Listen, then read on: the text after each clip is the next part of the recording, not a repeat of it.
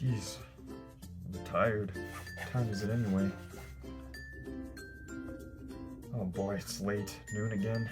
Well, I'm gonna go on the internet another day on productivity. What should I look up anyway? Right. I actually heard about this the other day. 15-minute city. Nice. Oh, wait, what? Wait, what? No! Before the 1940s, North America, that includes the United States and Canada, had the most walkable cities in the world. No, like really, look at these pictures. Look how beautiful and walkable it was. Yeah, it had exquisite public transportation, places you can get within 15 minutes, even less. Eventually, Americans had the vision of individuality, a sense that made them free to pursue one's dreams of being on top of the world, even if it's just their world.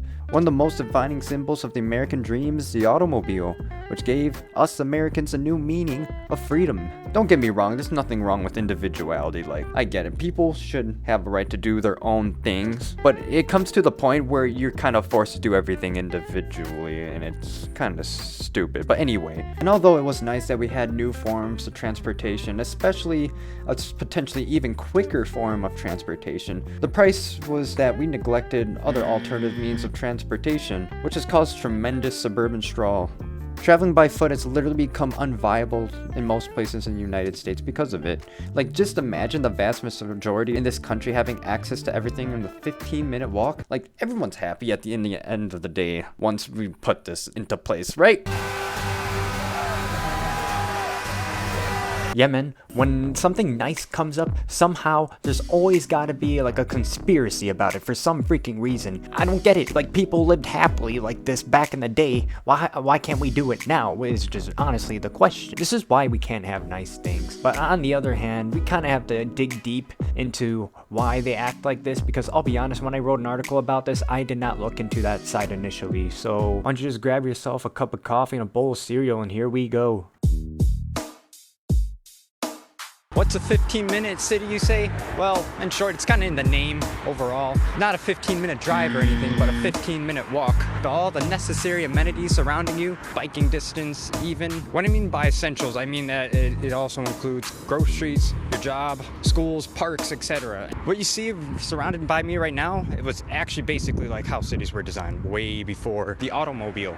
Actually, maybe during the automobile, but it's just that people were against it at first. But eventually, after World War II, everyone started wishing individual autonomy everywhere, no pun intended. Yeah, and ever since then, most people that don't live in a place like this, they practically forgot how to live independently without an automobile, pretty much. It basically makes them think that they can't get around any other way. It's like another extension to their own selves. And that's honestly not good. That's honestly not good, especially towards children, people that have mental disabilities, or maybe even physical disabilities or visual impairments, because those people can't drive at the end of the day or have various limitations of driving. Oh, and don't forget the bills. You know how expensive owning one is? It's like owning 2 apartments. Good luck with that, man. Oh, and most of all, the place is designed like this, it's honestly a lot better for your health, literally, physically and mentally. But why are some people against it? Sheesh. I remember hearing the conspiracies back in the day where 9/11 was an inside job, or they let JFK get shot or some shit like that. But nowadays, conspiracies just sound fucking stupid as shit, if I gotta be honest with you. There's about 3 things that I hear the most out of this freaking conspiracy. It's ridiculous. 1, it restricts you from certain spots. For example, you can't leave your neighborhood, let alone your own city. 2, because everything's dense now, you're more likely to be under surveillance now. The final reason, potential for a climate lockdown. It's a lot easier to track people, you know? I just want to come up with a short counter argument with all those freaking claims that came out just now. It's just simply just make cities more walkable, make it more convenient. Are you kidding me? Everything we disagree with is just gotta be a conspiracy theories for some freaking reason. When it comes to not leaving our neighborhoods, I kind of get where that statement's coming from, because yeah, it kind of feels like you shouldn't even leave your neighborhood and more likely be under surveillance. I mean, yeah, you'll have more eyes on the streets because more density equals more eyes on the streets. Someone's gonna say something. Honestly, I really don't care if I'm under surveillance, because most likely it's going to be businesses that they're going to have like surveillance cameras all over the place, mainly to protect their own freaking property. Either way, like, density just makes places safer, and of course with an asterisk, because obviously it has to be done right at the end of the day. And also, lastly, climate lockdown. Alright, I gotta tell you, that's fucking the way that these suburbs are designed right now, completely car dependent. You cannot go anywhere at all unless you got a car. And especially the amount of CO2 releases, it's gonna be less CO2 emissions at the end of the day. Like, oh yeah, and there's another thing that I forgot to add just now, and it's that your freedom will be taken away. Yeah, and I think that that's honestly literally the quite opposite. Other than the fact that you're basically paying for an apartment on wheels, in a way, the mega corporations literally control your thoughts right here. Not only that, it's literally for the worst. Like, for example, who made your roads is the question. Like, people say that trains are socialism, bike infrastructure can barely bring you anywhere, but who built your roads? Who allowed you to think urban sprawl is okay? Who made you think this was like the only reliable way of transportation? Or even who made you think that basically walking is illegal? All because of corporate greed, man. And another thing that I don't get is when they say that places like these look like jail cells. But honestly, if you look at Houston in the 1970s, the fact that Houston in the 1970s was a literal parking lot, like literally, it looks like it just got nuked. Like, I can't tell the difference between this and Hiroshima. And honestly, think about it. You think this is like a form of ableism? Well, here's the deal. You can't really drive if you have like a vision problem. Cataracts, more specifically. Like, if it's that serious. Dementia? No, your thinking skills are pretty much out of the window for that. And many more, but not limited to macular degeneration and epilepsy. Being a journalist that's not really a journalist, I did write an article about this because it was something I'm interested in, and also I wanted to try something new. But also, when I was writing this, I was only looking towards one side, and that's it. I wasn't really being impartial. I was completely being biased or on the side of 15-minute cities. And even if I'm impartial, I still think it's still a better side. Let's just say it opened my mind up a little bit more. More specifically, the Oxford plan in a nutshell. You see these 4 district zones areas, right? And these road filters, yep, you can only go past those areas for like a certain amount of times a year. Otherwise, you pretty much get fined, which in short, I think it's stupid. Like, correct me if I'm wrong. From what I've got, I think it's pretty stupid. That's kind of stupid because you get fined from it. And when you get fined from it, it technically adds for criminal charge just for simply traveling, which is honestly stupid. I guess another alternative I've heard from this video by the newsmaker is a congestion tax instead. Let people pay for the luxury of getting through another zone like a lot quicker. But so road charging, like in London, is a world of difference from fining people because they're, crossing boundaries or and the local council. Why is it that different? I mean, what if they just say you're going to have to pay, or will tax you once you enter the city this many times? Then you're going to be obligated to pay a tax. Different.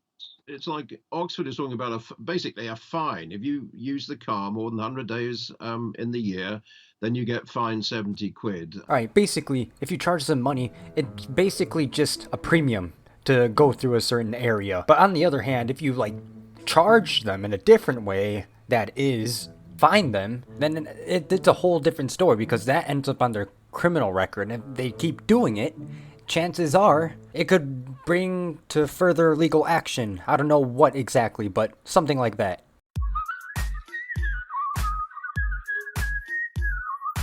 Alright, after hearing the other side of things, I realized that I've come up with more solutions to please both people, the conspiracists and the people that actually want a more walkable city.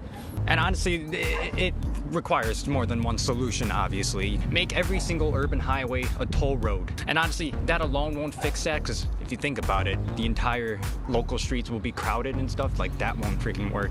And I got another alternative. How about you make this whole trail here, every urban highway that was once there just looks like this? That'd be better, right? Yeah. Another solution that I have is also upzone. Honestly, the place where I'm at right now, I think it's fine personally. But when you get closer to the city limits, boy, Ain't shit more spread out, honestly. And honestly, this doesn't just apply here. This applies to the suburbs as well. And yeah, add like alternative modes of transportation as well. It brings jobs near homes along with like other amenities, so people don't have to leave their neighborhoods or anything like that. And besides, it's nice to stay in your own neighborhood. You feel me? Like, it's kind of stressful to like go to a different place all the time, especially if you don't like it. And like I said, you're not forced to stay. It encourages you to stay in one place. Here's what I don't like, or I don't want.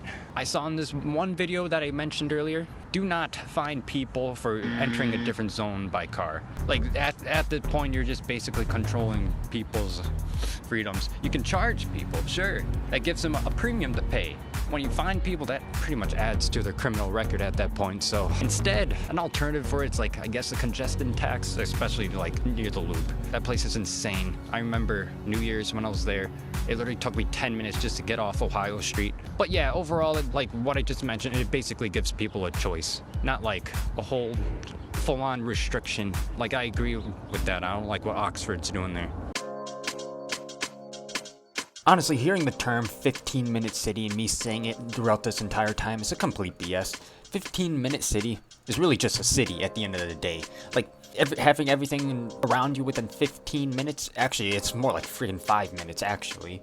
But yeah, anyway, this is going to reverse the damage that's done from segregation, urban sprawl, putting our highways through cities and stuff like that. There's also other excuses like security reasons, like, oh, we're just going down the road like 1984, or Big Brother's watching you 24/7. I guess anything where more than one person gets involved to the point where it kind of ruins your individuality, ruins your freedom, apparently. And I hate that argument how you can't leave your neighborhood. What, you need a freaking passport to leave your neighborhood now? Like, I hate that, dude. Like, what the fuck? Like, it just makes no sense. Like, if you think about it, like, back then, you were able to go anywhere freely. What makes you think you can't do it again? If we did it before, we can do it again. Oh yeah, and also, I'm gonna state a disclaimer here, because I never lived in a gated community. I have experienced something similar, like living at a resort, but it's honestly no different to Big Brother's watching you. With, like, all neighborhood watches and shit, and the fact that you only like certain people are allowed to enter and leave, etc. But I digress. Yeah, but don't get me wrong, the automobile is a great invention. It's indeed got us places that we normally wouldn't go, or even transported items more reliably.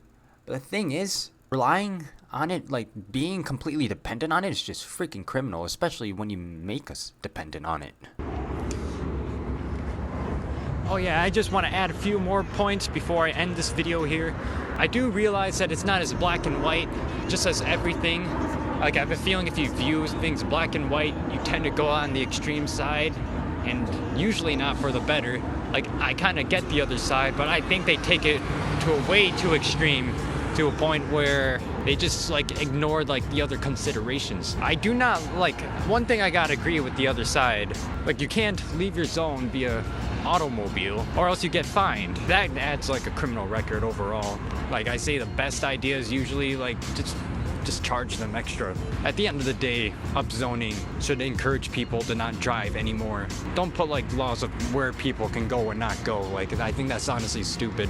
But yeah, I think that's all I have. So yeah, if you like it, go like it. And if you dislike it, like it anyway. Follow the Twitter. I don't know how long I'll stay on there, because apparently you won't be on the For You anymore unless you got the blue check mark. God fucking damn it, bro. I'll see you later. Peace.